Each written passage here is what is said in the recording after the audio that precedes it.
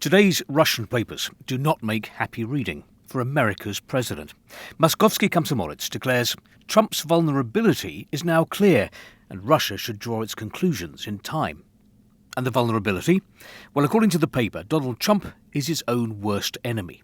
The US president is trying to do too much on too many political fronts at the same time. He could end up being, in the words of the proverb, jack of all trades and master of none.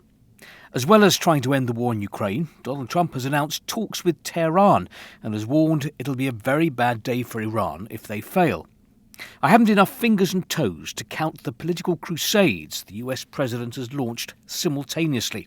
Trump is crashing the global financial markets with his shock tariffs, while continuing the rout of his own government and administrative structures with the help of Musk. Trump is destroying everything around him, not for the sake of it, but out of an intuitive calculation. His aim is to trip up and disorient his opponent, make them panic and prevent resistance. But the writer has this warning for overambitious politicians trying to solve several monumental tasks at the same time. By trying to deal with everything, and in such an abrupt way, Trump and his administration inevitably just skim the surface. Pieces of complex jigsaw puzzles are thrown into the air in the hope that when they come back down again, they'll somehow form a new, more sensible picture. Probably some of them will. Trump tends to get lucky, but not all of them will. And when the US president's 100-day honeymoon is over, these jigsaw puzzles that were tossed in the air will painfully land on the heads of members of his administration. Conducting affairs chaotically and a desire to achieve everything at once, it's this that clearly makes Trump vulnerable. And the pain will soon begin. What kind of pain? We don't know yet, but it will certainly have a major influence on US-Russia relations. And probably this moment is not far off.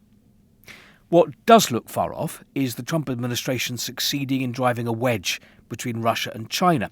A Russian political scientist tells Argumenty Fakti today, all the components of Russia's policy on China remain unchanged. We will not agree anything with the US to the detriment of China. Russia and China share a common view on many global problems.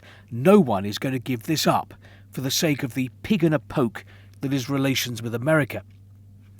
Looking ahead to Donald Trump's 100th day in office at the end of the month, Kommersant writes that the White House chief has a growing need for a big international success that he could present as proof of an effective foreign policy.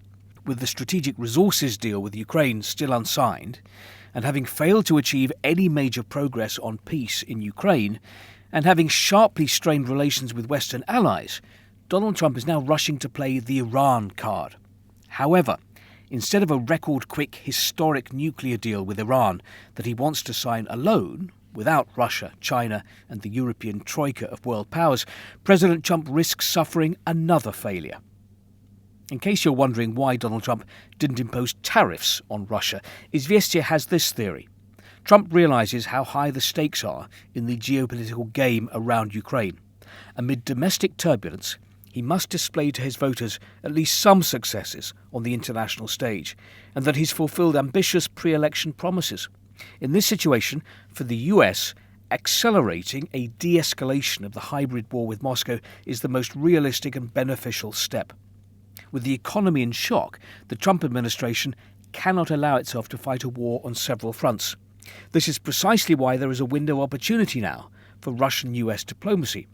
But let's not get ahead of ourselves and forget that our job isn't to save the reputation and rating of Trump, but to resolve the tasks set by President Vladimir Putin as part of the special military operation, Russia's war in Ukraine.